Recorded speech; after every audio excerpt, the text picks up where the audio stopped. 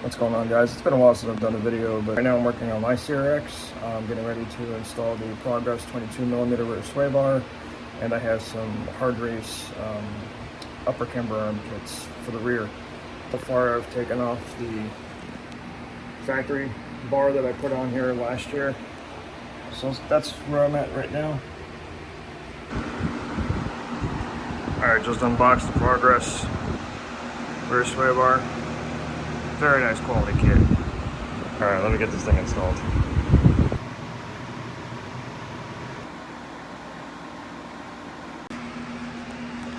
Alright, sway bar's on. Got the new hard race camber arms on. I had to get a little funky with the end links. I know it said 3 inches on center, but that won't clear my exhaust. Extended the end link to be above the exhaust so it won't rattle on it. It hits right now, but once it's on the ground, it doesn't hit.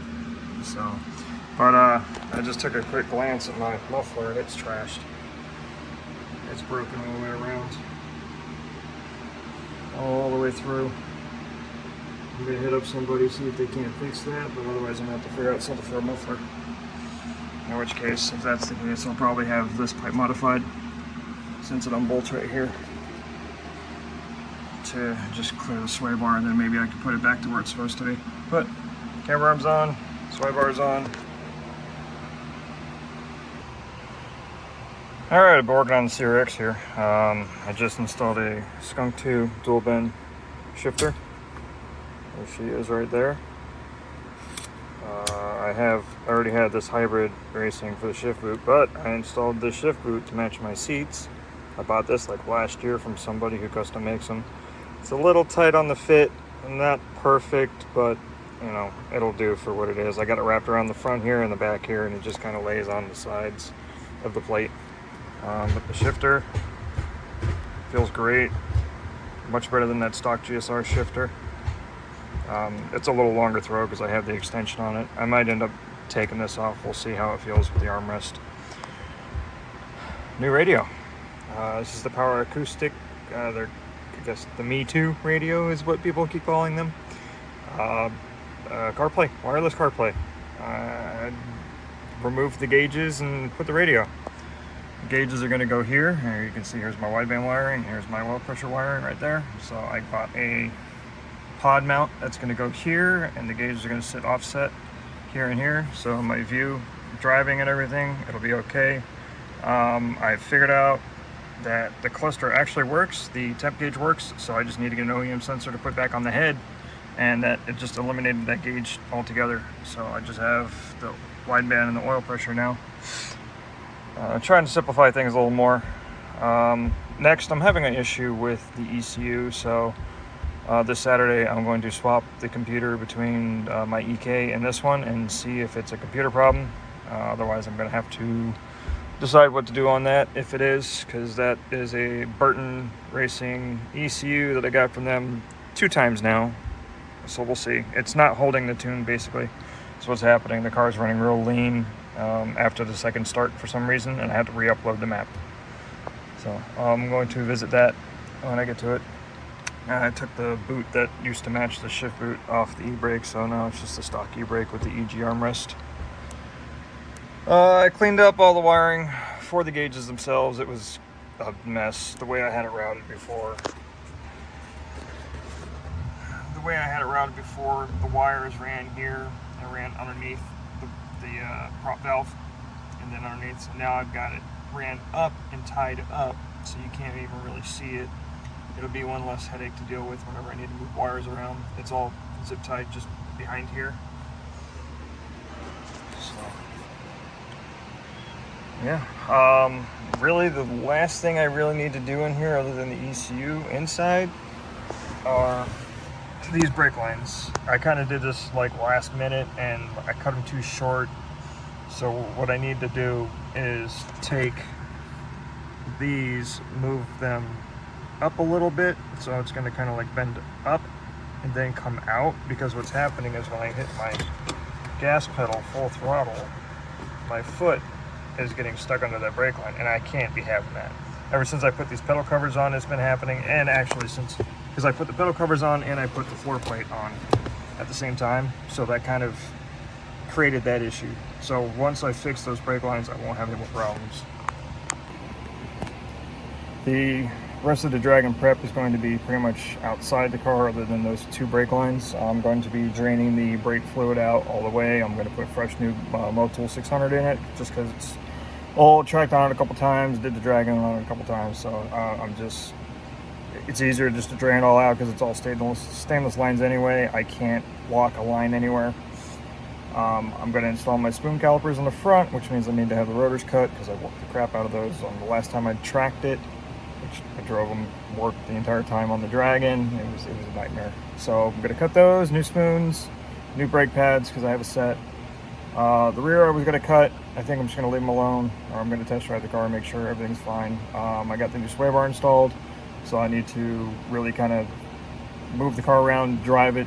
Unfortunately, there's no track events happening before the Dragon, so after that, it's all engine-based stuff.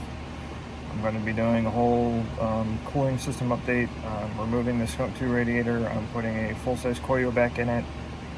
It's the newer style Koyo, so it's thinner, but it's still dual core. I have the old style, which was like this fat, and it just didn't clear with the AC thing. And then I'm going to be having AC lines custom made from a buddy of mine. So that's part of the he's waiting on me to put the radiator in so we can see what fits, what doesn't, what needs to be done for the lines, because it's a little bit different than his setup. But so yeah, that's pretty much the updates. I'm going to fix the coolant leak and the oil leak as well on the motor, and then we're going to get it tuned. You know, it's a B16, so it's torqueless, but we'll see what it does. You know, if it makes 200, hey, fantastic. If it doesn't make 200, it's going to run what it is, and I don't really care, because, you know, I still have that motor sitting over there, which is a GSR bottom end with higher compression forged pistons and a knife edge crane. I have options here. I just don't want to deal with that right now before the trip. I really want to have this thing sorted out because I have not been driving it this year. Just the game plan is keep the motor in the car, tune it, drive the crap out of it, and just have fun, because it was plenty of power on the Dragon. The biggest problem I was having was it was just spark knocking like crazy. If we can get that solved, I might just leave the B16 in the car, because I mean, it fits great for a CRX. I also measured for the exhaust, and I replaced the cam cap. So I ended up ordering a second shifter for my EK that never showed up. So I ended up having to take it out of the CRX because the shifter in it broke, and I ended up putting the fast line that I had into the CRX, which is the current shifter I use now, and I love it. Well, the time's finally come, baby. Taking the ITR front brakes off right now. And I'm about to test fit the new calipers. And I'm pretty sure I have new line to replace as well. Just gotta go find it. Bought these about a year ago. And I'm excited to finally get them installed on the car.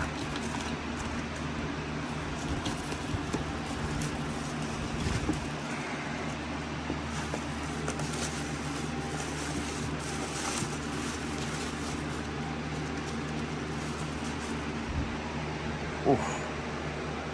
Ha. So beautiful.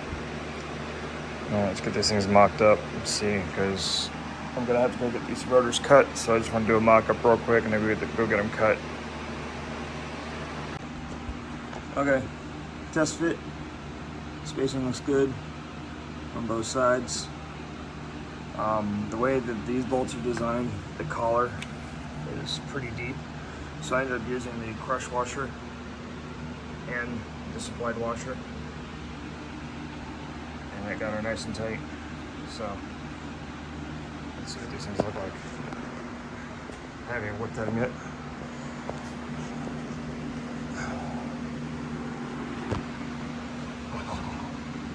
Oh man, oh, it's exciting.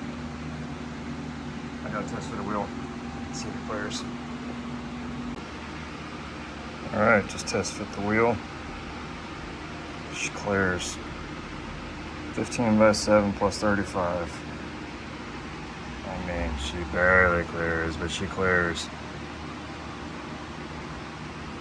I'm not going to be running these wheels anyway. I'm going to put the 949s on, but sheesh.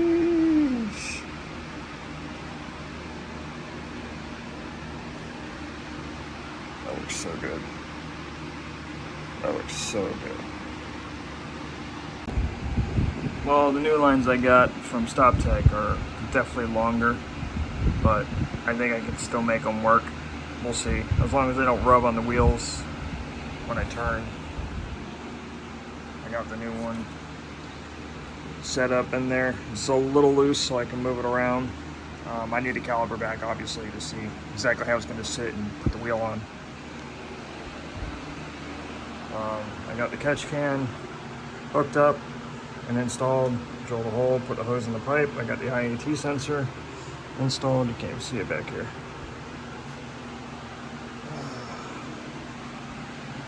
She's down there. I got it updated to the one that goes in the intake pipe, so I stopped reading the temperatures on this manifold itself. Valve covers reinstalled. This is just sitting on it. Yeah, she's almost ready to go. Getting close. All right, I got the new brake line on. I figured out how it's supposed to be routed, just like factory. So that worked out. Zip tied the coilover. I just rethreaded these. I cleaned the threads up and got new bolts in. I got to tighten these down still. Line to the caliper. Caliper is on. Rotors are cut. Brand new pads installed. This is wonderful. I'm gonna coat in here just to see if it's still rubbing. I think this was when my traction bar was loose and it was banging around. I'm hoping. Well, there she is.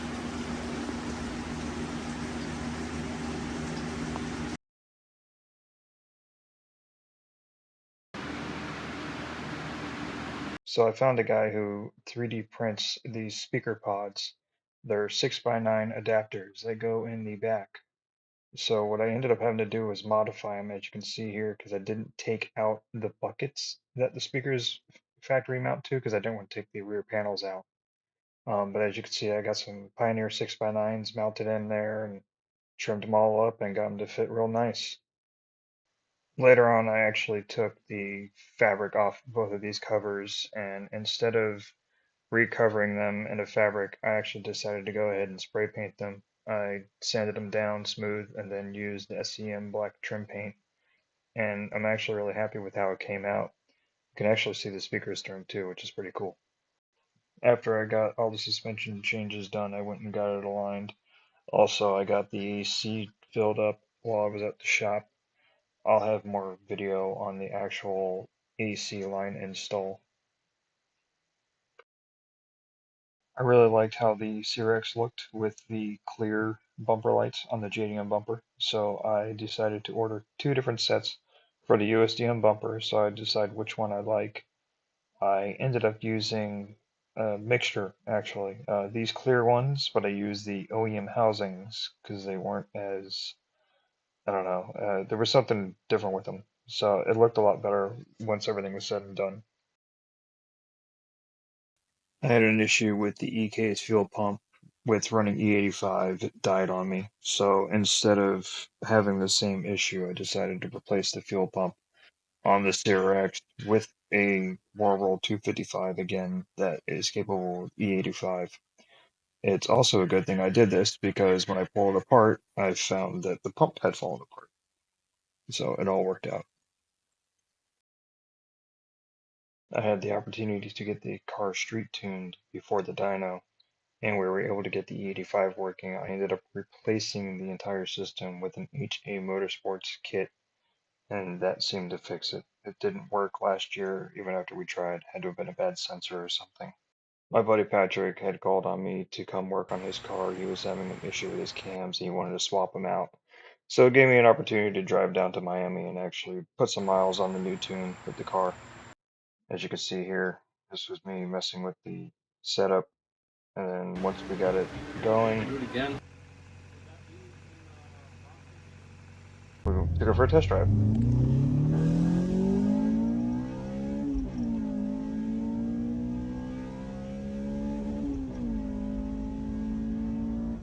It's still pulling the top end when you hit the limiter too. Did you feel that? Yeah. Yeah, bro. It still wants to keep going. After that drive to Patrick's, I decided to change the brake pads. I went from the Hawk HP Plus to the Hawk HP S pads, just because my wheels would just get absolutely filthy as soon as I drive the car. And I really didn't want to have disgusting looking wheels while I was on the Dragon for the photos this year, like I did last year. However, I will say that I'm very happy with the performance of the HPS pads. I haven't had any problems with them, and they're really good for street and even autocross. I put the HP Pluses back on and I was having locking up issues, but that's a story for another day. So I finally had decided on a muffler to replace on the CRX. I went with Mishimoto's oval style.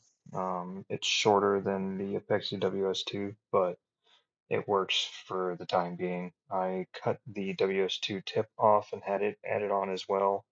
Um, I just went to my local exhaust shop over at Midas and had it done. You can see how bad the muffler was here between the entire pan being blown out and both sides being broken. I did not know about.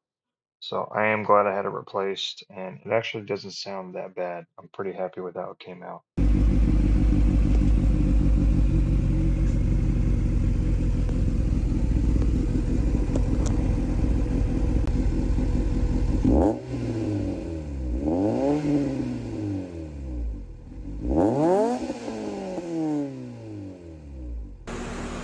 All right, I got a care package from Mr. Chris himself. Yep, that's right. CRX is getting an upgrade. And actually, I've got a second one for that turbo single cam behind this car. So I'm getting ready to install. I've already got the coil plate and the packs on. I've already got the motor at TDC. Get ready to put this on. This thing is beautiful.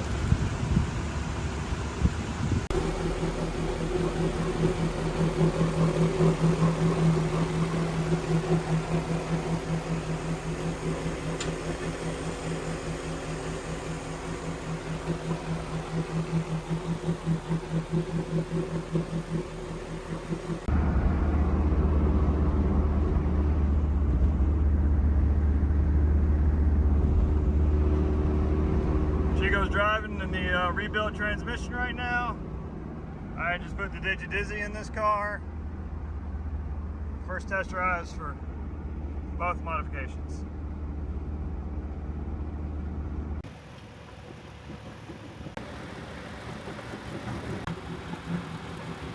I then dropped the car off with the finest at Ceramic Autoworks, Mr. Brent himself, and he turned this vehicle from a turd into a shining diamond. Like when I picked this car up, I did not recognize it. It got a full paint correction as well as a full ceramic coating on it. He also went the entire length and polished the taillights to look like brand new. And that also gave me the opportunity to install the decals that I got from CRX Seth a while ago. You what? Yeah, I know. 100 foot-pounds of torque. 100 to 100. 100 horsepower, 100 foot-pound. Probably won't make any more after that, huh? It's 5,000 RPM already.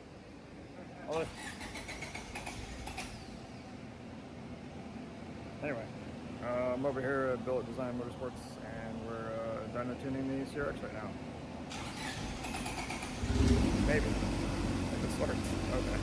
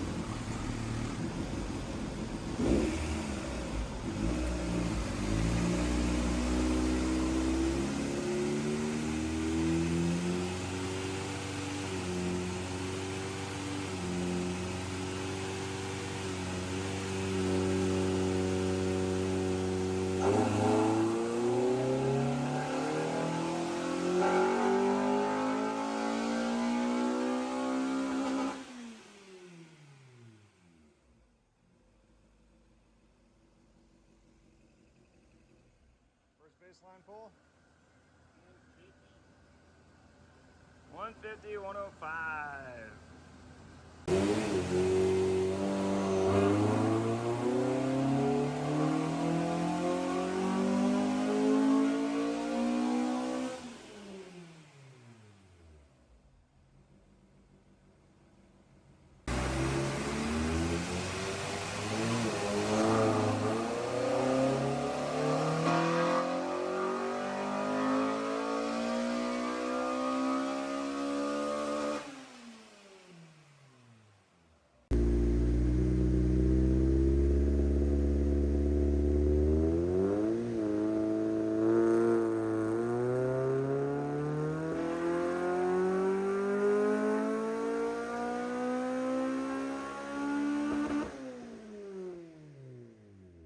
I seem to have lost the graph, but the car ended up making 157 horsepower and 111 foot-pounds of torque. Nothing amazing, but the car rips for what it is. What you're seeing now are some goodies that I picked up right before the trip, and this is going to bring us right up to the Dragon trip. I'm going to go ahead and end this video off here. The next video will be of post-Dragon and everything I've been up to with the car since. Like, comment, subscribe, and I'll see you on the next one.